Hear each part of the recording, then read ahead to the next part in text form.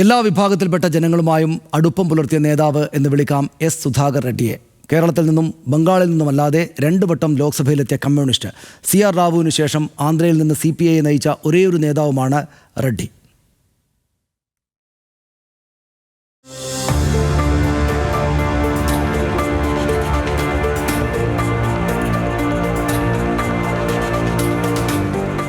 സ്കൂളിൽ ബോർഡിനും ചോക്കിനുമായി സമരം നടത്തിയ ആദ്യത്തെ വിദ്യാർത്ഥി നേതാവായിരുന്നു എസ് സുധാകർ റെഡ്ഡി.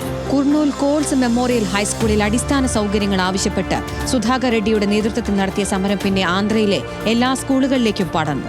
മുഴുവൻ സ്കൂളുകൾക്കും ചോക്കും ബോർഡും പുസ്തകവും ബെഞ്ചും എന്നതിലേക്ക് നയിച്ച ആ സമരം ഒരു തുടക്കം മാത്രമായിരുന്നു. കുർണൂലിലും ആന്ധ്രയിലും എമ്പാടും പിന്നെ അനേകം ജനകീയ സമരങ്ങൾ നടന്നു. വെള്ളത്തിനും പാലത്തിനും റോഡിനും ജോലിക്കും കൂലിക്കുമെല്ലാമായി ആന്ധ്രയിലെ കർഷകർക്ക് ന്യായവിലയ്ക്കായി പതിറ്റാണ്ടുകൾ നീണ്ട സമരവും പിന്നാലെ വന്നു.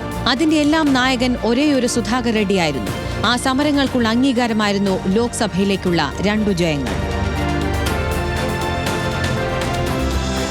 ശക്തമായ ത്രികോണ മത്സരം ജയിച്ചാണ് 1998 നാൽഗോണ്ടയിൽ നിന്ന് എസ് സുധാകർ റെഡ്ഡി ആദ്യമായി ലോക്സഭയിലെത്തിയത്. കോൺഗ്രസിന്റെ വി ഹനുമന്ത റാവുവും BJPയുടെ ഇന്ദ്രസേന റെഡ്ഡിയുമായിരുന്നു എതിരാളികൾ. 3,14,000 വോട്ട് നേടി ഒന്നാമതെത്തിയതായിരുന്നു സുധാകർ റെഡ്ഡിയുടെ ജനപ്രീതിയുടെ അടയാളം. കോൺഗ്രസുമായി അടുത്തുനിന്ന് 2004 4,78,000 വോട്ട് നേടിയാണ് സുധാകർ റെഡ്ഡി അത്യുജ്വല വിജയം സ്വന്തമാക്കിയത്. കുർണൂൽ ഒസ്മാനിയ കോളേജിലെ ചരിത്ര ബിരുദ പഠനകാലത്തും ഹൈദരാബാദിലെ യൂണിവേഴ്സിറ്റി ലോ കോളേജ് പഠനകാലത്തും തന്നെ വിദ്യാർത്ഥി നേതാവെന്ന നിലയിൽ നിന്ന് CPI നേതാവായി റെഡ്ഡി മാറിക്കഴിഞ്ഞിരുന്നു. AB ബർദന് പിന്നാലെ CPI ജനറൽ സെക്രട്ടറിയായ റെഡ്ഡി 2019 വരെ ആ പദവിയിൽ തുടർന്നു.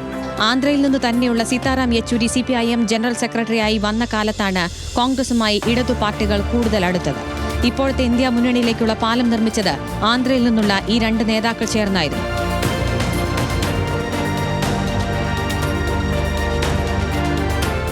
Political desk, news Malayalam.